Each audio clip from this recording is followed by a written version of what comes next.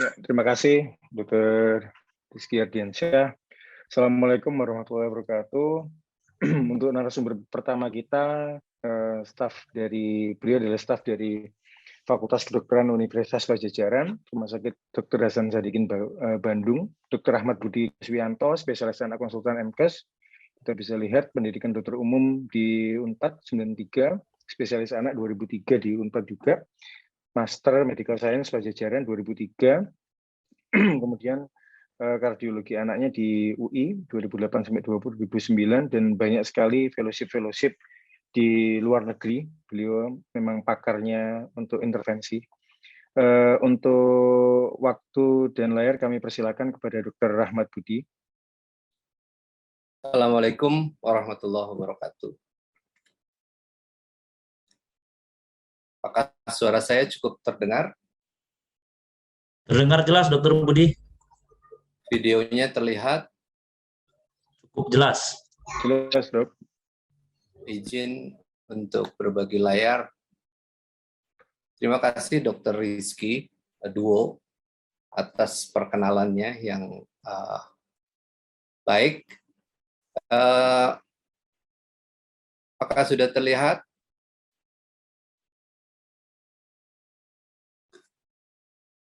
Tetapi belum di share screen ya, Dr. Budi ya, belum di. Ya, ini sudah. Oke. Baik, ya. Assalamualaikum warahmatullahi wabarakatuh. Sebelumnya saya mengucapkan terima kasih kepada Panitia Pediatrik Kardiologi Update ke-10 yang sudah memberikan kesempatan untuk sharing pengalaman ya. Topik hari ini yang saya diberi tugas tentang intervensi non-bedah pada critical congenital heart disease yang perlu diketahui baik oleh dokter anak maupun dokter umum ya. Tidak ada conflict of interest untuk presentasi ini. Nah, seperti kita ketahui kemarin ya, bahwa perjalanan seorang anak dengan penyakit jantung khususnya critical congenital heart disease adalah mulai dari dalam rahim sampai dia tumbuh kembang optimal sesuai dengan potensinya, maka kita sebagai dokter tentu bertugas di sepanjang perjalanan ini ya. Kemarin sudah banyak dijelaskan tentang identifikasi, diagnosis, referral, dan sebagainya. Pada kesempatan ini saya diberi tugas untuk jelaskan tentang intervensi non-data yang spesifik kardiologi anak ya, tapi pada kesempatan ini paling tidak kita bisa share untuk tindakan ini ya. Seperti kemarin sudah dijelaskan bahwa critical congenital heart disease itu cukup banyak ya di Indonesia ya. Yang paling penting sebetulnya bukan intervensinya untuk sejawat semua ya, tetapi adalah identifikasi awal, diagnosis awal, stabilisasi, dan waktu untuk merujuk. Jadi itu sangat-sangat penting karena waktu yang ini menentukan prognosis ya, waktu rujukan itu ya. Kenapa penting? Karena ya ada perbedaan sirkulasi dari seorang janin sebelum lahir dengan sesudah lahir ya. Waktu transisi itu sangat singkat ya. Kalau boleh saya bilang mungkin di bawah 1 bulan. Kenapa? Karena kemarin sudah dijelaskan juga bahwa pada janin itu sirkulasi umumnya mendapat bantuan dari ibu, terutama melalui plasenta, kemudian masih ada seperti PDA yang membuka, ya, foramen ovale, ya, jadi sirkulasinya itu berbeda seperti yang kita lihat di sini ya. Jadi kita lihat yang warna merah, maka janin itu sirkulasinya adalah seperti ini, dia lewat shortcut melalui foramen ovale dan juga shortcut melalui PDA ya, di samping tentu plasenta yang berfungsi sebagai paru-paru. Nah, pada saat lahir, foramen ovale akan menutup, ductus arteriosus akan menutup, paru-paru akan mengembang ya. Masa transisi itu, penutupan foramen ovale penutupan PDA, pengembangan paru itu umumnya berlangsung cepat. Tetapi pada kasus dengan critical congenital heart disease, penutupan alamiah tersebut akan menyebabkan perburukan. Kenapa? Ya, kemarin sudah dijelaskan oleh Dr. Endah dari Jogja ya tentang pembagian untuk critical congenital heart disease ini. Saya lebih senang membagi menjadi 4 ya sebetulnya untuk memudahkan pengertian atau pemahaman ya. Jadi ada yang obstruksi kanan, obstruksi kiri, sirkulasi paralel, dan eksesif kelebihan aliran darah ke paru ya dari hal tersebut ya. Nanti kita lihat di sini. Kita lihat di sini ini adalah sirkulasi normal dari tubuh, atrium kanan, ventrikel kanan, arteri pulmonaris, paru, atrium kiri, ventrikel aorta ya. Tetapi pada obstruksi kanan itu kita lihat di sini bisa di level manapun obstruksinya. Karena ada obstruksi maka darah akan shortcut ke atrium kiri ya melalui foramen ovale, atau dia harus mendapat darah dari aorta melalui ductus arteriosus ya. Jadi hal ini sangat penting. Kalau ini menutup, bayinya akan meninggal seperti yang kita lihat di gambar diagram seperti ini ya.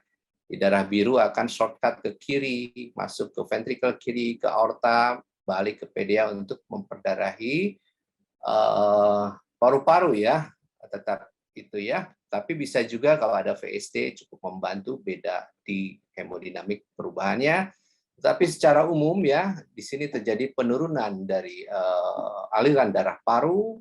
Jadi klinisnya adalah cyanosis, lebih lanjut hipoksemia, asidosis ya. Contohnya adalah pulmonary atresia, tetralogy tricuspid atresia, dan seterusnya ya. Kemudian untuk obstruksi jantung kiri, maka obstruksinya di level jantung kiri. Oleh karena itu darah akan melewati PA masuk ke PDA ya, memperdarahi aorta descending dan aorta ascending ya. Atau dia juga perlu oksigenasi dari atrium kiri ke atrium kanan ya. Nah, ini yang terjadi ya pada obstruksi jantung kiri, sehingga perfusinya di sini yang menurun ya. Secara klinis bisa dikenali dengan penurunan pulsasi di kaki ya. Dianjurkan pada bayi-bayi untuk diperiksa arteri femoral secara rutin ya.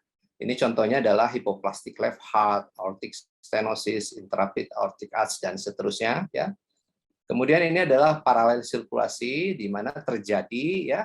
Paralel sirkulasi itu sirkulasi paru dengan sirkulasi sistemik terpisah ya, misalnya pada TGA, sehingga diperlukan mixing di antaranya ya. Mixing terjadi melalui foramen ovale dan juga PDA, atau kalau ada VSD melalui VSD ya, sehingga bayinya menjadi cyanosis, hipoksemia, asidosis ya. Ini contoh klasiknya pada TGA ya. Yang keempat adalah yang overflow ya ke paru ya. Kita lihat di sini misalnya pada TAPVD. Kita lihat darah balik ya ke sini dari paru-paru dia ke pulmonary vein, dia masuk lagi ke atrium, muter-muter saja di situ. Atau pada trunkus ya misalnya ini, maka karena pulmonary artery keluarnya dari aorta, maka akan kelebihan darah di paru-paru. Gejalanya adalah respiratory rate-nya meningkat atau distress, tapi lebih sering congestive heart failure ya. Misalnya pada truncus, TAPVD, ataupun AP window ya. Nah, apa yang perlu kita lakukan bila kita menghadapi kasus dengan bayi dengan CCHD? Ada 2 langkah. Yang pertama adalah langkah umum, ini yang perlu diketahui oleh sejawat semua, dan yang spesifik ya. Yang umum tujuannya satu adalah untuk stabilisasi sebelum intervensi ya. Sekali dia sudah stabil, rujuk. Tidak boleh lagi dirawat-rawat dan seterusnya ya. Jadi rujuk segera karena waktu sangat penting, karena juga kita perlu optimalisasi untuk mencegah kerusakan organ di luar jantung, terutama otak. Jadi itu targetnya ya. Itu biasanya dengan stable. Saya kira ini sudah familiar ya, stable ya. Suhu airway, targetnya tidak 100% pada bayi seperti ini. Jadi sejawat semua jangan genjot sampai pengen 100%, itu tidak akan tercapai ya. Kalau perlu intubasi silakan. Kemudian ini juga sangat penting, vascular access ya. Vascular akses infus ya. Infus kalau bisa di lengan, jangan di kaki, jangan ditusuk-tusuk untuk ambil AGD di femoral. Kadang akses yang akan kita buat melalui situ sudah rusak gara-gara sudah ditusuk sana tusuk sini ya. Kemudian ini lab walk up, kalau ada bisa echo, bisa kita lakukan echo untuk menentukan lesinya, dan selanjutnya tentu inform ke keluarga ya. Nah, yang spesifik itu tergantung, kita lihat di tabel ini ada 4 model dari CCHD, maka non-surgical intervention di sini kita bisa lihat ya, contoh-contohnya itu tujuannya seperti ini, peranan ductus ya, untuk pada right heart, untuk oksigenasi dan menambah aliran darah ke paru ya. Kalau pada left heart untuk sistemik, kalau pada paralel untuk menambah mixing ya, tetapi pada excessive PBF itu biasanya ductus tidak berperan atau bahkan memperburuk ya. Ini contoh-contohnya kita bisa lihat di slide berikutnya. Tentu spesifik treatment yang awal ini juga dikerjakan bila visible. Artinya prognosis untuk kedepannya pada bayi ini akan ada kemungkinan kita bisa lakukan treatment selanjutnya. Nah, ini kemarin sudah dijelaskan, ini adalah PDA stenting. Kita lihat di sini, PDA ini kecil banget, ini nyaris menutup sebesar rambut ya. Jadi tujuannya adalah PDA stenting itu membuka PDA secara permanen dengan memasang cincin ya. Cincinnya cincin atau stent lah, kalau bahasa awamnya cincin. Yang kita pakai biasanya stent koroner ya. Pada ini ya, pada stent yang suka dipakai untuk orang dewasa ya. Aksesnya bisa dari manapun, bisa femoral dan sebagainya. Ini contoh-contohnya seperti yang kemarin mungkin sudah pernah dilihat ya. Jadi ini kita lihat contoh-contoh untuk stenting PDA, kita alurnya bisa melalui vena, bisa melalui arteri ya, ataupun kadang bisa melalui karotis ya, seperti yang kemarin sudah diperlihatkan ya.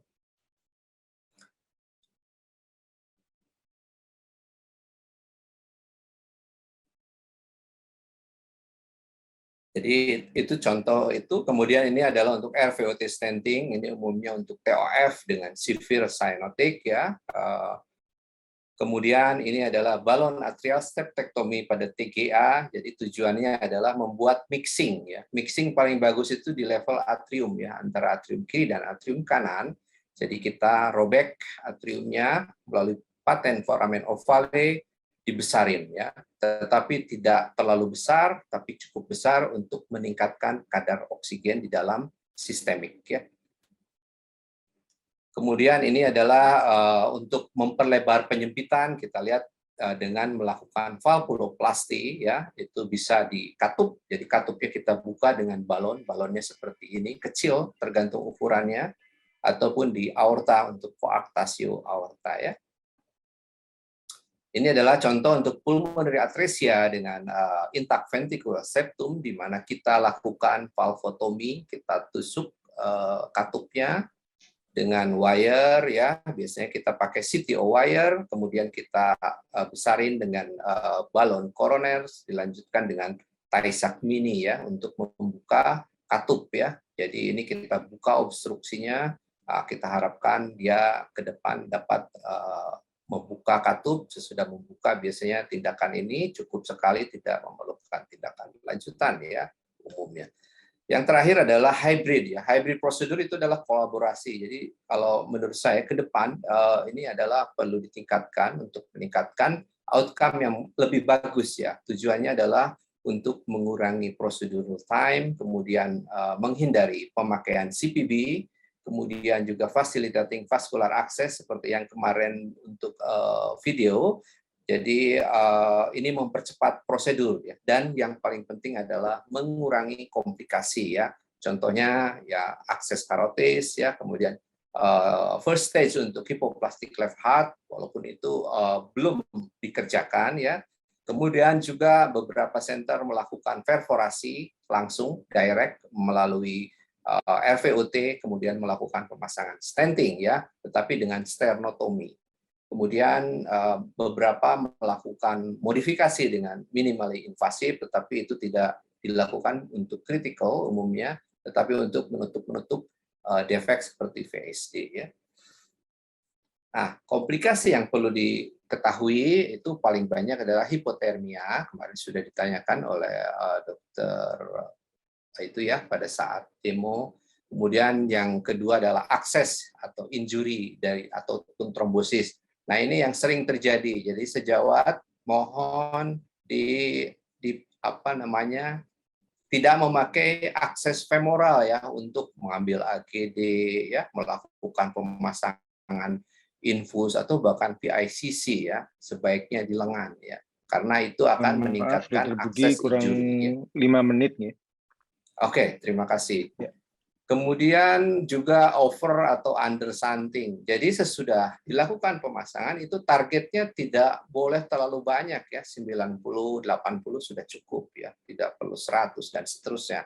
Nah, ini juga yang masih terjadi di center saya di Hasan Sadikin, yaitu infeksi dan juga sepsis, baik itu infeksi didapat di rumah sakit ataupun sebelumnya dia sudah mengalami infeksi ya.